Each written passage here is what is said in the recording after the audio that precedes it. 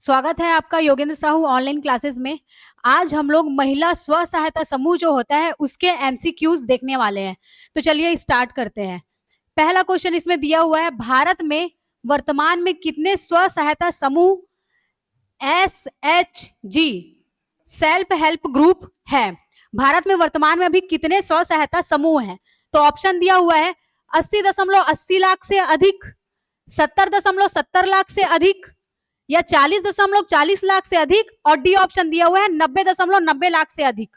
तो जो भारत में वर्तमान में अभी 90.90 लाख से अधिक स्व सहायता समूह है, सेल्फ हेल्प ग्रुप है, SHG। भारत में वर्तमान में कितने स्व सहायता समूह है? 90.90 लाख से अधिक। ये वाला आपका राइट आंसर है। अब चलते हैं अगले क्वेश्चन में।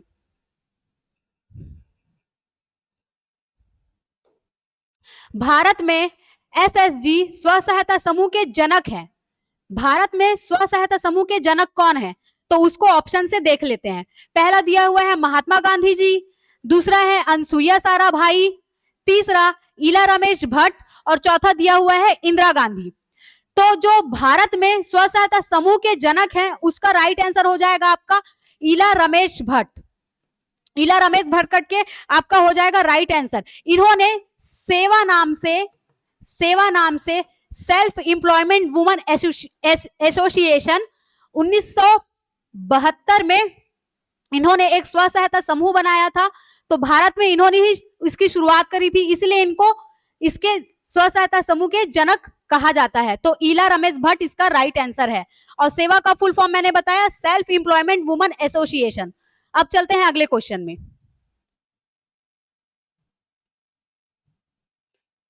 अभी हम लोग ने देखा भारत में स्व सहायता समूह के जनक कौन है करके। अब देखते हैं विश्व स्तर पर स्व सहायता समूह के जनक कौन है। तो ऑप्शन में जैसे दिया हुआ है मोहम्मद यूनुस, दूसरा दिया हुआ है इला रमेश भट्ट। इला रमेश भट्ट तो ऐसे ही नहीं होगा क्योंकि ये भारत के थे।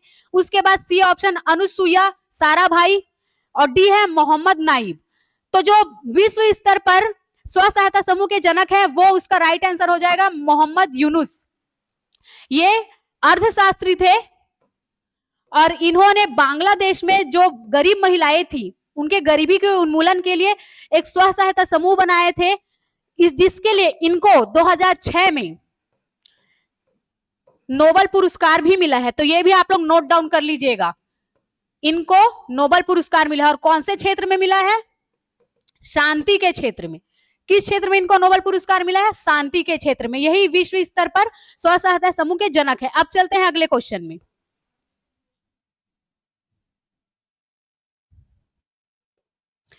NRLM जो राष्ट्रीय स्तर पे नेशनल रूरल लाइवलीहुड मिशन है, आपका राष्ट्रीय आजीविका मिशन, उसमें ब्लॉक स्तर पर कितने प्रतिशत महिला स्व सहायता समूह होना चाहिए? आपका ब्लॉक स्तर पर कितने प्रतिशत महिला स्व सहायता समूह होना चाहिए? तो परसेंट देख लेते हैं। 20% होना चाहिए, 25% होना चाहिए, 50% होना चाहिए, 100% होना चाहिए। तो इसका राइट आंसर हो जाएगा आपका 50% होना चाहिए। जो राष्ट्रीय आजीविका मिशन है आपका, राष्ट्रीय ग्रामीण आजीविका मिशन, उसके तहत ब्लॉक स्तर पर 50% महिला स्व सहायता समूह होना चाहिए। अब चलते हैं अगले क्वेश्चन में।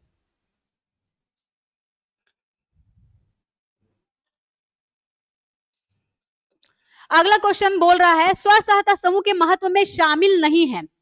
स्व सहायता समूह के महत्व में शामिल नहीं है। तो पहला लिखा हुआ है सामाजिक समग्रता,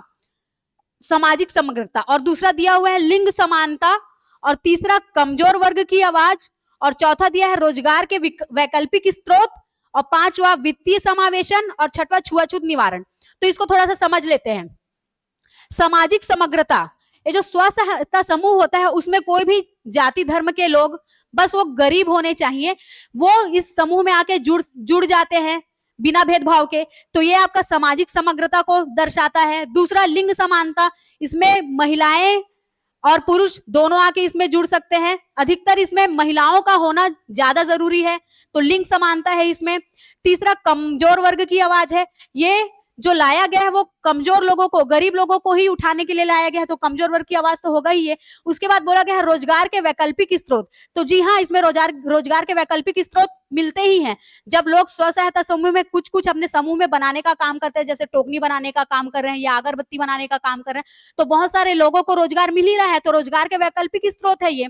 वित्तीय समावेशन, इसमें पैसों का लेन देन, जो लोग इकट्ठा किए रहते हैं, ऋण को लेना, पैसे को उधारी में लेना, फिर वापस से सही टाइम में जमा करना, तो ये सब वित्तीय समावेशन भी होता है। अब छठवा बोला है छुआछूत निवारण, तो स्व सहायता समूह में छुआछूत के लिए निवारण, ये सब ऐसा कुछ नहीं होता है। इसके जो महत्व होते हैं, हमारा पहला, दूसरा, तीसरा, चौथा और पांचवा सही है। तो इस आधार पे हम लोग देखेंगे कौन सा ऑप्शन जा रहा है हम लोग का, सी ऑप्शन, पहला, दूसरा, तीसरा, चौथा, पांचवा सही होगा। इसमें छुआछूत से रिलेटेड ऐसा कुछ बातें नहीं बोला गया है, बस सामाजिक समग्रता होगी, लिंग समानता होगा, कमजोर वर्ग की आवाज होगी क्योंकि गरीबों के लिए ही किया गया है ये, रोजगार के वैकल्पिक स्रोत होंगे, वित्तीय समावेशन होगा, यही सब होगा स्व सहायता समूह के महत्व में। अब चलते हैं अगले क्वेश्चन में।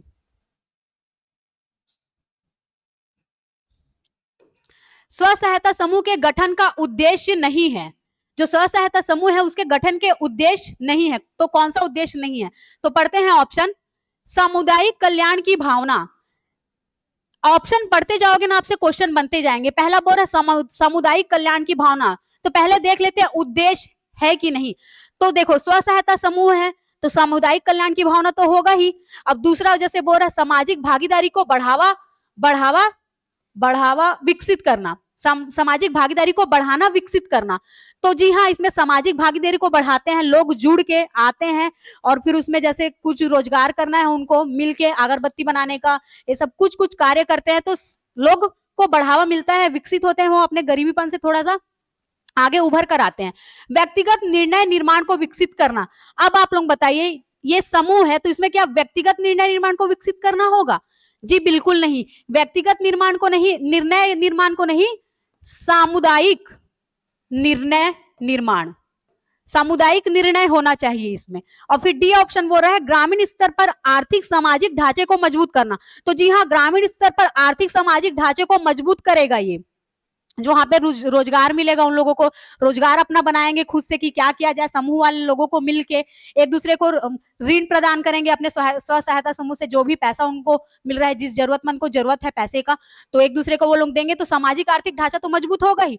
तो इसमें क्वेश्चन में जैसे पूछा था स्व सहायता समूह के गठन का उद्देश्य नहीं है, तो इसमें सी ऑप्शन आपका हो जाएगा, क्योंकि इसमें क्या बोला है, व्यक्तिगत निर्णय निर्माण, जी नहीं, इसमें सामुदायिक निर्णय निर्माण होता है, क्योंकि समूह में बहुत सारे लोग होते हैं, सबका राय जानना जरूरी होता है, सबका सलाह लेना जरूरी होता है। अब अगले क्वेश्चन में चलते हैं।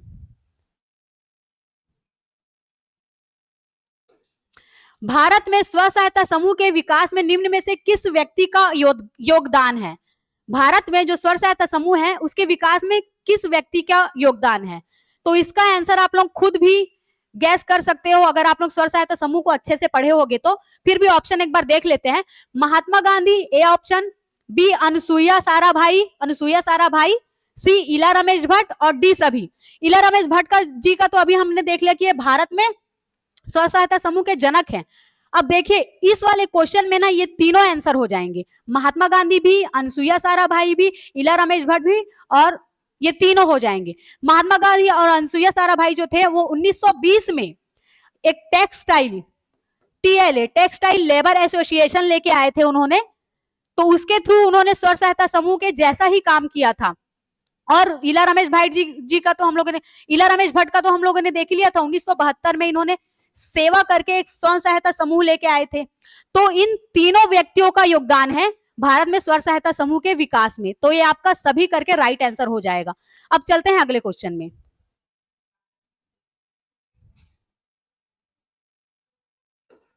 भारत में सर्वप्रथम स्व सहायता समूह को बढ़ावा किस योजना के तहत मिला है? अब जो भारत है उसमें सर्वप्रथम स्व सहायता समूह को बढ़ावा किस योजना के तहत मिला? तो ऑप्शन दिया हुआ है स्वर्ण जयंती ग्राम स्वरोजगार योजना, इंदिरा आवास योजना, एकीकृत ग्रामीण विकास कार्यक्रम, उपयुक्त में से कोई नहीं। तो ऑप्शन देख के पता चल रहा है कि स्वर्ण जयंती ग्राम स्वरोजगार योजना के तहत इस जो स्व सहायता समूह है उसको पहली बार इस योजना के तहत इनको बढ़ावा मिला, स्व सहायता समूह को। इसका सन नोट कर लीजिएगा, 1999। अब चलते हैं अगले क्वेश्चन की ओर।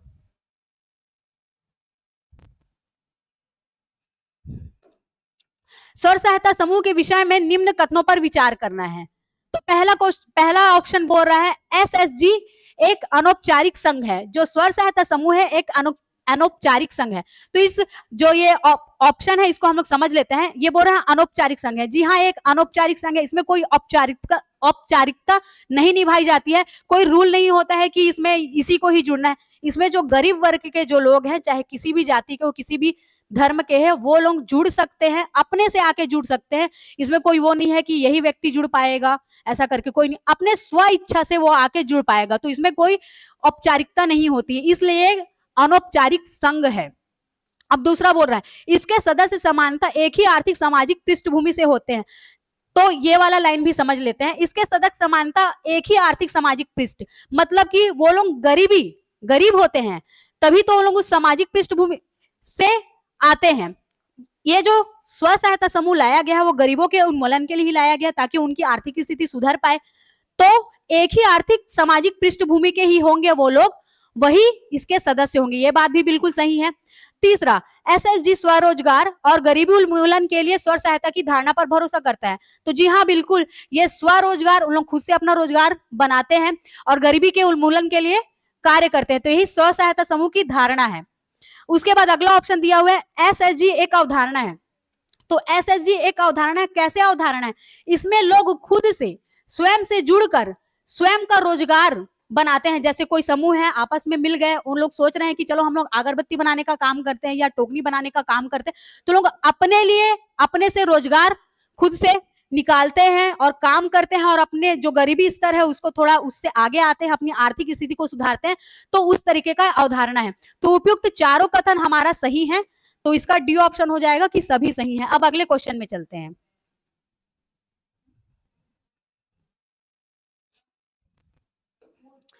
एसएसजी के द्वारा समूह के सदस्यों को दिए जाने वाला आंतरिक ऋण की प्रक्रिया के विषय में विचार करें।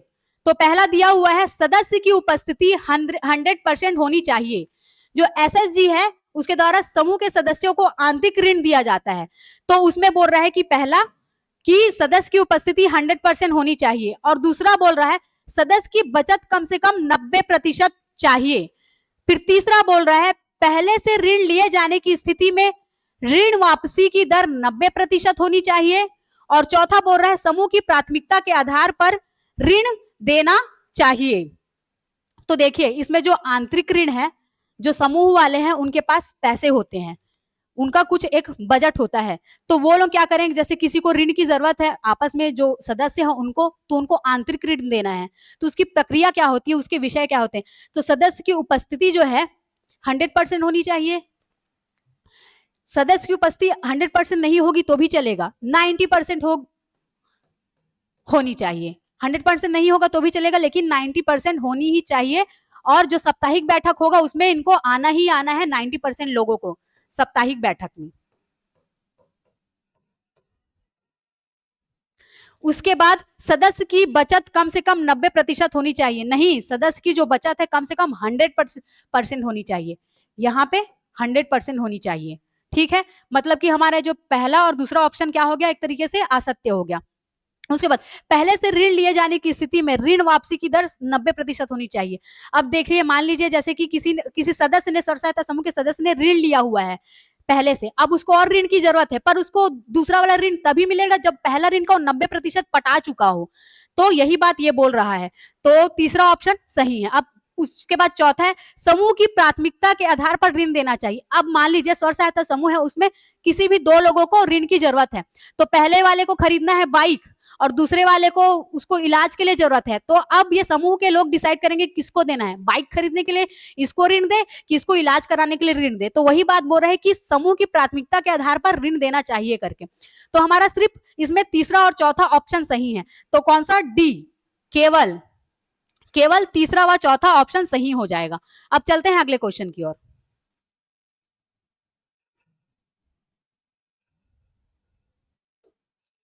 बैंक से ऋण के लिए स्व सहायता समूह के मापदंड में सही नहीं है।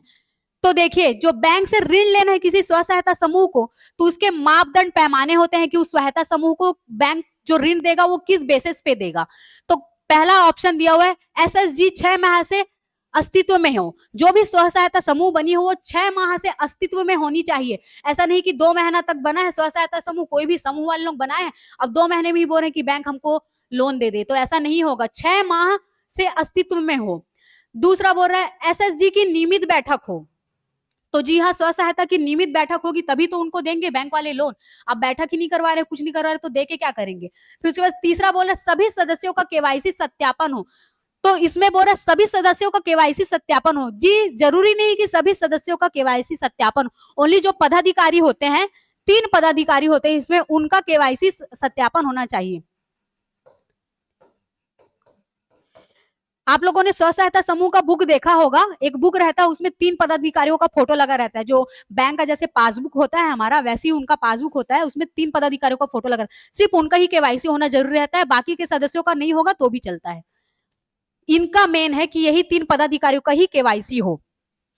तो सही नहीं में ये वाला हमारा हो जाएगा राइट आंसर। उसके बाद नीचे वाला भी पढ़े, पदाधिकारियों का चयन लोकतांत्रिक तरीके से हो। जी हाँ, इसमें लोकतांत्रिक तरीके से ही लोग चुनते हैं पदाधिकारी को। जैसे समूह बनाए हम लोग 11-12 का, तो उसमें किसी पदाधिकारी को चुनना है तो लोग अपनी स्वेच्छा से लोग इसको चुन रहे हैं, हाँ इसको चुनना है, ऐसे करके चुन सकते हैं। ऐसा कोई भी नहीं बोलेगा कि मैंने ये समूह तैयार किया तो मैं हेड बनूंगा, मैं पदाधिकारी बनूंगा, ऐसा कुछ भी नहीं होता है।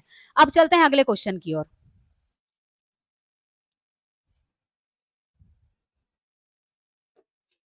स्व सहायता समूह के अध्यक्ष की भूमिका में शामिल नहीं है। जो अध्यक्ष है उसकी भूमिका में शामिल नहीं है। तो पहला बोल रहा है कि समूह के सभी सदस्यों को पंचसूत्रों का संचालन कराना। पहला बोल रहे हैं सभी सदस्यों को पंचसूत्र का संचालन कराना। जो स्व सहायता समूह होते हैं उसके पंचसूत्र होते हैं, तो उन पंचसूत्रों का संचालन कराना क्या अध्यक्ष के कार्य है। दूसरा ऑप्शन बोल रहे हैं समूह की वित्तीय जानकारी समस्त सदस्यों को देना, तो ये भी अध्यक्ष के काम है क्या।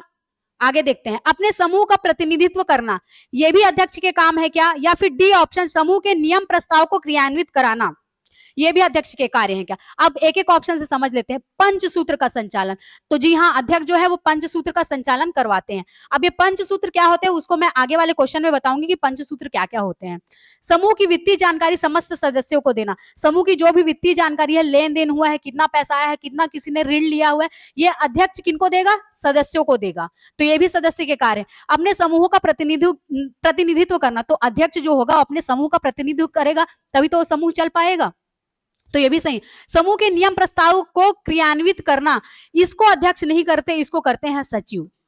तो हमारा जो नहीं है, शामिल नहीं है उसमें, ये वाला ऑप्शन डी आ जाएगा। अब चलते हैं अगले क्वेश्चन में।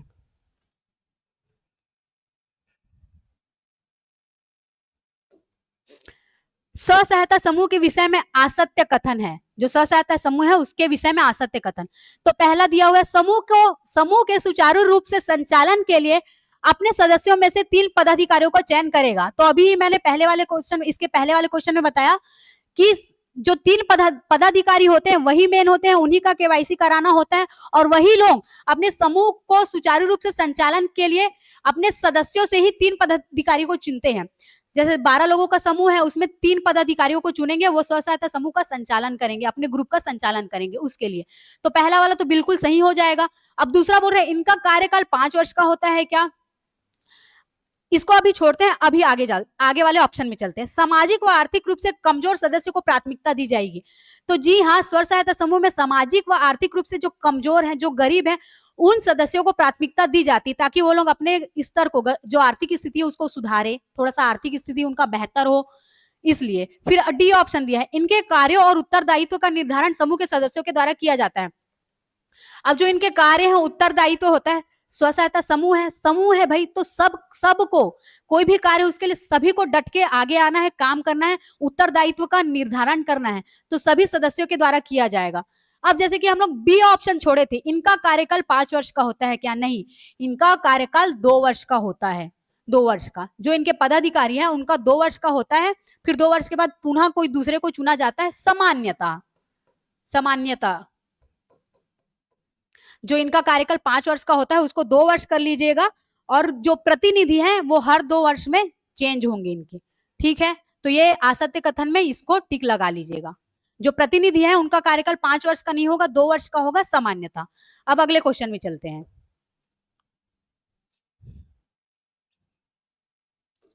अभी हम लोग ने इसके पहले वाले क्वेश्चन में देखा था कि पंचसूत्र जो जिसका अध्यक्ष निर्वहन करते हैं, तो स्व सहायता समूह के पंचसूत्रों में शामिल नहीं है पूछ रहा है। पंचसूत्र कितने टाइप जो पंचसूत्र हैं 5 होते हैं, तो उन पांचों पंचसूत्रों को भी यहीं पे देखेंगे हम लोग। तो पहले क्वेश्चन देख लेते हैं। नियमित साप्ताहिक बैठक, पंचसूत्र का रूल है नियमित साप्ताहिक बैठक होना चाहिए, ये पंचसूत्र का रूल है। दूसरा, नियमित आंतरिक लेन देन, तो जी हाँ, इसमें नियमित आंतरिक लेन देन होना चाहिए। नियमित साप्ताहिक बचत बचत बचत जो नियमित साप्ताहिक उन लोग लेन देन कर रहे हैं उसमें बच कितना रहा है, ये सब चीज फंड को भी देखना है। अब डी ऑप्शन बोल रहे हैं नियमित स्वच्छता, तो स्वच्छता तो रखते ही हैं, पर ऐसा कोई रूल नहीं है इसमें कि नियमित स्वच्छता रखना ही है, तो इसमें शामिल नहीं है, उसमें डी ऑप्शन हो जाएगा। तो देखिए पंचसूत्र में यहाँ पे 3 ठो सूत्र तो दे ही दिया, साप्ताहिक बैठक, आंतरिक लेन देन, साप्ताहिक बचत, और 2 ठो क्या क्या है उसको आप लोग नोट डाउन कर लीजिए। चौथा है नियमित ऋण वापसी, नियमित ऋण वापसी, आप लोगों ने ऋण लिया है स्व सहायता समूह से, तो नियमित ऋण वापसी, आपको ऋण समय समय पर देते रहना है। फिर उसके बाद 5वां लिखिएगा नियमित खाता संधारण,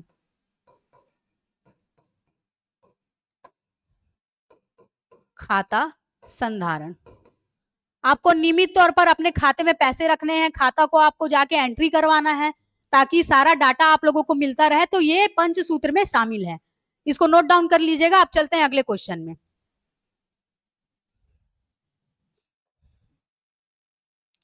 अब ये क्वेश्चन क्या बोल रहा है कि स्व सहायता समूह के पंचसूत्र तो देख लिए, पंचसूत्र के अतिरिक्त 6 सूत्र भी होते हैं, तो वो 6 सूत्र क्या है, तो विकल्प के माध्यम से देखने के लिए बोल रहा है ये क्वेश्चन। तो पंचसूत्र तो देख लिए, अब 6 सूत्र भी देख लेते हैं, इसके 6 सूत्र और क्या होते हैं करके। ये अतिरिक्त 6 सूत्र है ना, 5 सूत्र जो देखे वो अलग था, ये अतिरिक्त 6 सूत्र है। तो देखिए ये जो ऑप्शंस दिए हुए हैं उसी से ही हम लोग बनाएंगे। तो अगर आप लोगों ने स्व सहायता समूह को पढ़ा होगा तो इस ऑप्शन में देख के एक चीज आपको समझ आ रहा होगा कि जो सुव्यवस्थित समूह है वो नहीं होता है विकल्प में। तो जहां जहां सुव्यवस्थित समूह दिख रहा है उसको अंडरलाइन कर लीजिए एक बार, सुव्यवस्थित समूह, तो सुव्यवस्थित समूह तो होता ही नहीं है ऑप्शन में, तो ये तो ऐसे ही कट जाएगा। 2 3, तो आपका शामिल है में क्या आ जाएगा, ये वाला सुशिक्षित समूह, नशा मुक्त समूह, सशक्त समूह, स्वस्थ समूह। तो ये पहला हो गया, ये नशा मुक्त दूसरा हो गया, सशक्त तीसरा हो गया, चौथा स्वस्थ हो गया। अब इसके आगे ही लिख लीजिए आप लोग स्वच्छ समूह, स्वच्छ समूह 5वां, और जो 6वां है वो हो जाएगा आपका सुपोषित समूह, सुपोषित समूह। तो इस तरीके से आपका जो और 6 अतिरिक्त सूत्र हैं वो यहां से मिल जाएंगे कि सुशिक्षित समूह, नशा मुक्त समूह, सशक्त समूह, स्वस्थ समूह, स्वच्छ समूह और सुपोषित समूह। अब चलते हैं अगले क्वेश्चन पे। स्व सहायता समूह के प्रतिनिधियों में शामिल नहीं है, जो स्व सहायता समूह होते हैं उसको प्रतिनिधित्व करते हैं, उन प्रतिनिधियों में शामिल नहीं है। तो देखिए ऑप्शन दिया हुआ है, तो अध्यक्ष तो होता है, अभी तो हम लोग पढ़े थे है ना, सचिव भी पढ़े थे, सचिव भी होता है।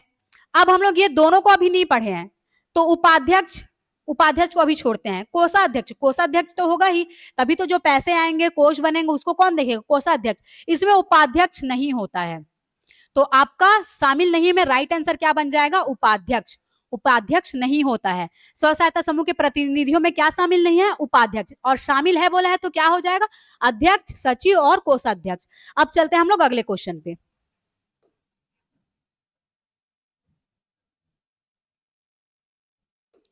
स्व सहायता समूह के विषय में निम्न कथनों पर विचार करना है।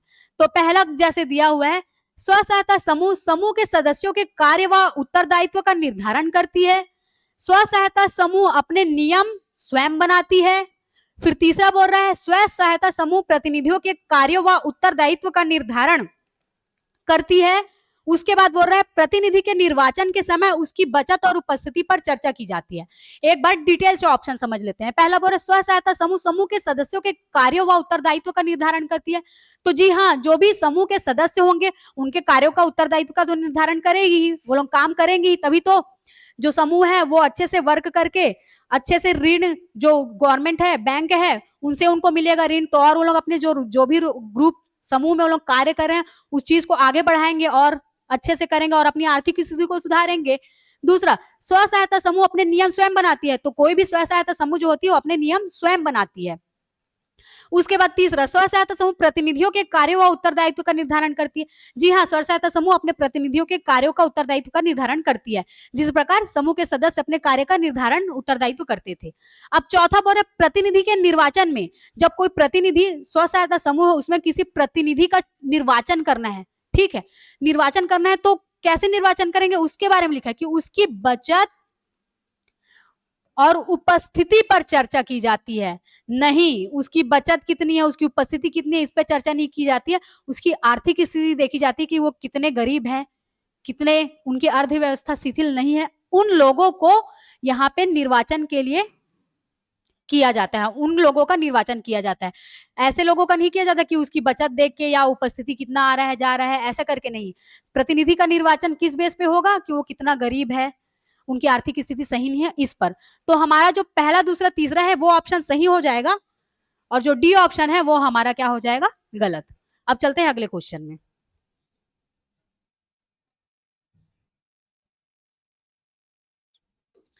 स्व सहायता समूह के गठन की आवश्यक शर्तें हैं।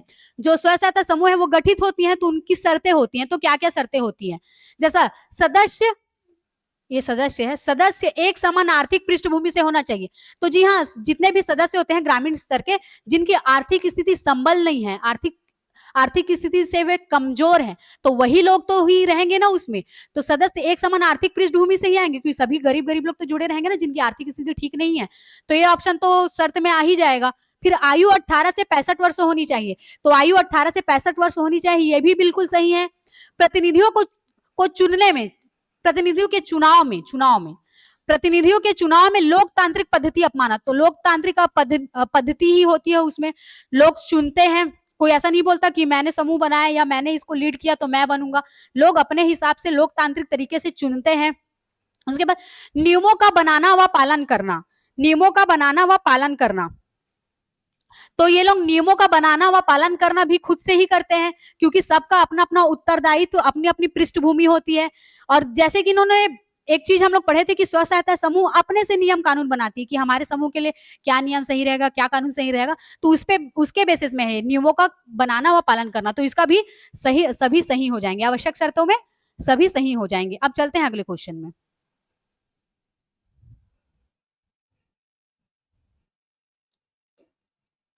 स्व सहायता समूह के गठन में सहायता नहीं है, सहायक नहीं है, सहायक नहीं है, कर लीजिएगा इसको।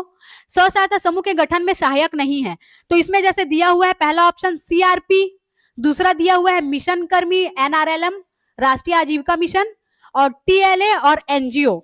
तो सबसे पहले सीआरपी का फुल फॉर्म देख लेते हैं। इसका मतलब होता है community resource person, community resource person. जो स्व सहायता समूह होता है उनको प्रशिक्षण देने का काम करते हैं ये लोग। जो कम्युनिटी रिसोर्स पर्सन होता है वो स्व सहायता समूह में प्रशिक्षण देने का काम करते हैं ये लोग। तो ये तो आएगा ही आएगा, क्योंकि ये प्रशिक्षण दे रहे हैं, है ना। उसके बाद मिशन कर्मी जो एनआरएलएम में होते हैं, राष्ट्रीय ग्रामीण आजीविका मिशन में, तो वो भी आएंगे। और एनजीओ भी रहती है इसमें, एनजीओ भी तो सहायता करने का काम करती है। अब टीएलए ऑप्शन को मैंने पढ़ाया था जब हम लोग देख रहे थे कि जनक कौन है भारत में स्व सहायता समूह के, तो उसमें महात्मा गांधी जी ऑप्शन में थे, और अनुसुईया करके थे उसमें ऑप्शन में, है ना। तो वो लोग क्या किए थे, टीएलए जो textile labour association, textile labour association 1920 में जो लेके आए थे ना, वो था ये स्व सहायता समूह था। तो ये सहायता करने के लिए नहीं होती है। तो आपका क्या हो जाएगा, ये वाला ऑप्शन ले लेना भाई आप लोग, ये वाला ऑप्शन सहायता नहीं करेगा, ये वाला जो ऑप्शन है वो सहायता नहीं करेगा। बाकी स्व सहायता समूह के गठन में कौन कौन सहायता करेगा, सीआरपी करेगा, कम्युनिटी रिसोर्स पर्सन और मिशन कर्मी करेंगे, और एनजीओ करेंगे। क्या नहीं करेगा, टीएलए, क्योंकि टीएलए तो खुद एक स्व सहायता समूह था, टेक्सटाइल लेबर एसोसिएशन। चलो अब अगले क्वेश्चन में चलते हैं।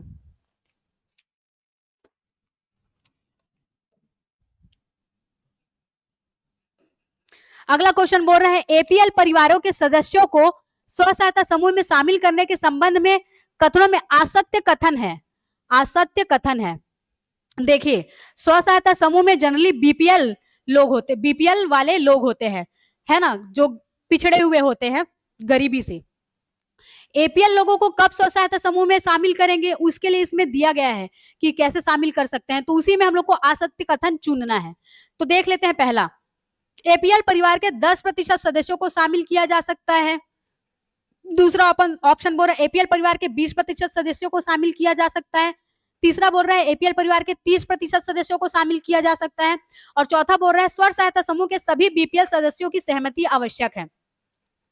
तो देखिए, स्व सहायता समूह में ना ज्यादातर बीपीएल परिवार के लोग ही होंगे। एपीएल परिवार के लोगों को कब शामिल करते हैं वो लोग, जब उन लोगों को फंड की जरूरत हो, और जितने भी स्व सहायता समूह में जो सदस्य है ना, सभी हामी भरे कि हाँ एपीएल परिवार का है, इसको लोगे क्या करके, सभी लोग अगर बोलेंगे 100% लोग है, सभी लोग बोलेंगे हाँ, तभी वो एपीएल परिवार के व्यक्ति को लेंगे, नहीं तो नहीं लेंगे। और कब लेते हैं, विशेष परिस्थिति में। विशेष परिस्थिति कब, जब उनको फंड की जरूरत हो, ऋण की जरूरत हो, पैसे की जरूरत हो, तब उस बेस में 10% सदस्यों को शामिल करेंगे। तो ये जी बिल्कुल गलत है कि 10% नहीं होता है, ठीक है। एपीएल परिवार के 20% सदस्यों को शामिल किया जाता है, तो जी हाँ, एपीएल परिवार के 20% सदस्यों को शामिल किया जाता है। तीसरा, एपीएल परिवार के 30% सदस्यों को शामिल किया जाता है। 10% जो लिखा है ये आपका असत्य कथन है, ठीक है। उसके बाद बोल रहा स्व सहायता समूह के सभी बीपीएल सदस्यों की सहमति आवश्यक है। तो सहमति होगी तभी एपीएल परिवार को शामिल करेंगे। और 100% ऐसे भी अगर कोई एक व्यक्ति बोल दिया ना कि नहीं एपीएल परिवार को नहीं लेना है, स्व सहायता समूह के कोई भी एक सदस्य, तो नहीं ले पाएंगे, ठीक है। तो यहाँ पे आप लोगों का जैसे अगर 20 से 30% वो लोग ले सकते हैं एपीएल परिवार वालों को, ठीक है। तो इसमें यहाँ पे आपका असत्य कथन बोला था, तो ये वाला कथन आपका गलत हो जाएगा। अब चलते हैं अगले क्वेश्चन पे। स्व सहायता समूह सदस्यों की न्यूनतम और अधिकतम संख्या पूछा है। जो स्व सहायता समूह होते हैं उसके न्यूनतम और अधिकतम संख्या, तो जैसे कि ऑप्शन में दिया हुआ है न्यूनतम 5, अधिकतम 20, न्यूनतम 5, अधिकतम 25, न्यूनतम 10 और अधिकतम 20, और न्यूनतम 5 और अधिकतम निर्धारित नहीं है। तो एक बात हमेशा याद रखिएगा, जो स्व सहायता समूह है उसमें न्यूनतम 5 होते हैं, न्यूनतम 5 होते हैं, वो भी कंडीशंस पे। न्यूनतम 5 कैसे, कोई भी पर्वतीय क्षेत्र है ना, पर्वतीय क्षेत्र हो गए, या मरुस्थलीय क्षेत्र हो गए, या मरुस्थलीय क्षेत्र हो गए, वहां के लोग हैं तो न्यूनतम 5, और अधिकतम 20, 21, 22, 23 भी हो सकते हैं। तो इसीलिए यहाँ पे लिखा हुआ है अधिकतम निर्धारित नहीं है, तो ये वाला ऑप्शन आपका हो जाएगा। अब चलते हैं अगले क्वेश्चन पे। एक चीज यहाँ पे बता देती हूँ, यहाँ पे अगर आपका 20 से अगर सदस्यता संख्या बढ़ जाती है तो उनको छत्तीसगढ़ रजिस्ट्री करण सोसाइटी में रजिस्टर करवाना होता है। जब सदस्य की संख्या 20 से ज्यादा हो जाएगी तब उनको रजिस्ट्री कराना जरूरी होता है कि यहाँ पे हमारे 20 से अधिक संख्या हो गए हैं करके। बाकी तो इसमें कोई निर्धारित नहीं रहता है कि कितने भी सदस्य हो सकते हैं, न्यूनतम 5 और अधिकतम कितने भी। अब चलते हैं अगले क्वेश्चन पे। एसएसजी को प्रथम आजीविका अनुदान अंश के रूप में कितनी राशि प्राप्त की जाती है। जो हमारा स्व सहायता समूह है उसको प्रथम आजीविका अनुदान अंश के रूप में कितनी राशि प्राप्त होती है। तो इनको अनुदान क्या 60,000 रुपए मिलती है, या 40,000 मिलती है, या 15,000 मिलता है, या 10,000 मिलता है। तो जो स्व सहायता समूह है उनको प्रथम पहली बार आजीविका अनुदान अंश के रूप में 15,000 रुपए की राशि मिलती है। और एक चीज याद रखिएगा, जो आजीविका अनुदान अंश है इसी को ही चक्रीय निधि और परिक्रामी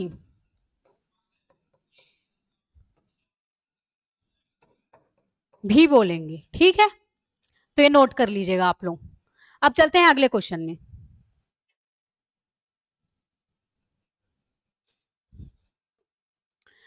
स्व सहायता समूह के बैठक के लिए आदर्श कार्य में सूची में शामिल नहीं है।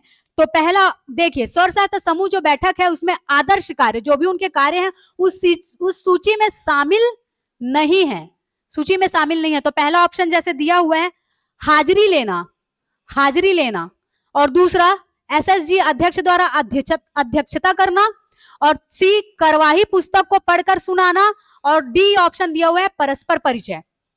तो देखिए, स्व सहायता समूह बैठक जो होती है उसके आदर्श कार्य में ना हाजिरी लेना जरूरी होता है, वो लोग हाजिरी लेंगे ही लेंगे।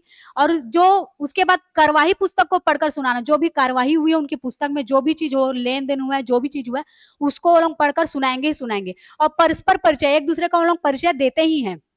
अब रही बात बी ऑप्शन का, तो स्व सहायता समूह अध्यक्ष द्वारा अध्यक्षता करना। अध्यक्ष अध्यक्षता नहीं करते हैं।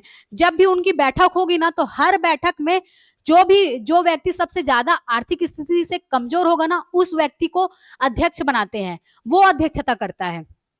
अध्यक्ष अध्यक्षता नहीं करता है। जितने भी बैठक होगी, उस बैठक में जो एकदम आर्थिक रूप से पिछड़ा हुआ है, उनको अध्यक्षता करने के लिए कहा जाता है। तो हर बैठक में अलग अलग अध्यक्ष बनते हैं। तो ये वाला बी ऑप्शन टिक मार लीजिएगा कि शामिल नहीं है। अध्यक्ष द्वारा अध्यक्षता करना नहीं है। मैंने क्या बोला कि इसमें जो भी सबसे आर्थिक स्थिति कमजोर रहेगी, वो अध्यक्षता करेगा बैठक में। अब चलते हैं अगले क्वेश्चन पे।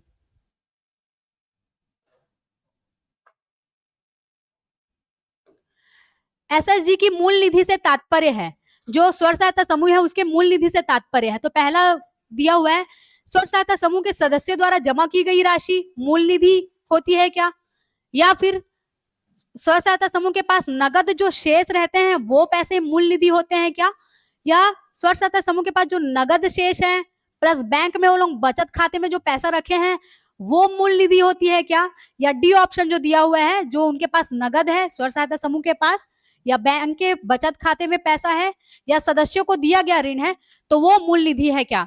तो एक चीज याद रखिएगा, स्व सहायता समूह की मूल निधि क्या होती है, जो कि जैसे कि उनके पास नगद शेष है। नगद शेष है मतलब कि जैसे उन लोग पैसा मिला रहे हैं आपस में, तो पैसा जैसे ले लिए, ठीक है, उसके बाद किसी को ऋण चाहिए, तो उतने मान लीजिए 1000 रुपए मिलाए, तो उसमें से 500 किसी को ऋण दे दिए। अब उनके पास कितना बचा, 500 रुपए बस बचा, तो 500 रुपए क्या हो जाएगा, उनका नगद शेष हो जाएगा। उसके बाद बैंक के बचत खाते में शेष राशि, उनके बैंक में कोई बचत राशि होगी, बचत राशि उन्होंने रखा होगा वो, और सदस्यों को दिया गया ऋण, जो मैंने बताया 1000 लाए, उसमें से 500 किसी को ऋण दे दिया और 500 नगद बचाए, तो 500 नगद शेष हो गया, और सदस्यों को जो दिए हैं ऋण वो, ये तीनों को मिला के, जो डी ऑप्शन है, ये तीनों को मिला के आपका क्या बन जाएगा, मूल निधि।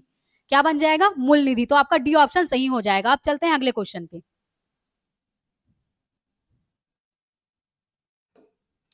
कोई भी स्व सहायता समूह परिक्रामी निधि प्राप्त करने का पात्र नहीं होगा। कोई भी जो सहायता समूह है वो परिक्रामी निधि प्राप्त करने का पात्र नहीं होता है।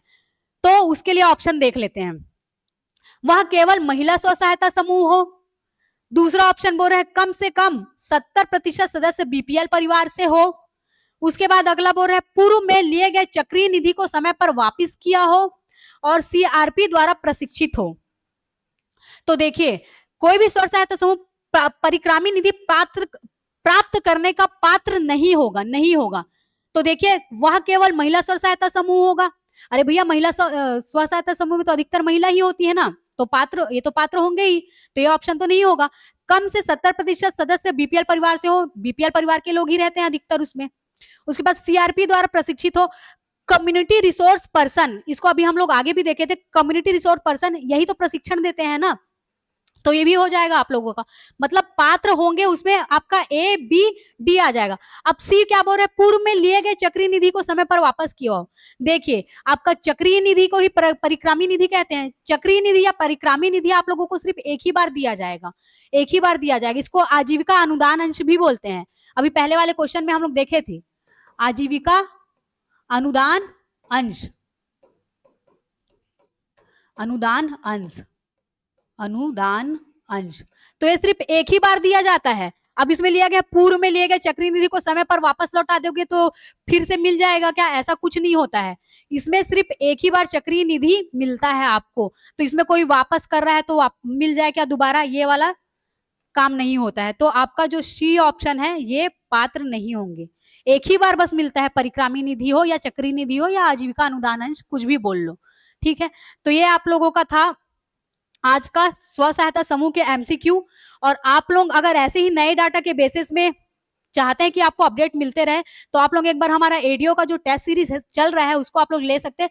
मात्र 99 रुपए में मिल रहा है, मात्र 99 रुपए में। वैसे भी हमारे सर लोग ऑनलाइन फ्री क्लास तो ले ही रहे हैं आप लोगों का यूट्यूब के माध्यम से। फिर भी अगर आप लोग चाहते हो कि आप लोगों को अपडेटेड डाटा मिले, तो आप लोग एक बार हमारे टेस्ट सीरीज को जरूर ज्वाइन कीजिए, जो ओनली सिर्फ 99 रुपए में है। और कोर्स लेना चाहे एडीओ का तो भी आप लोग ले सकते हो।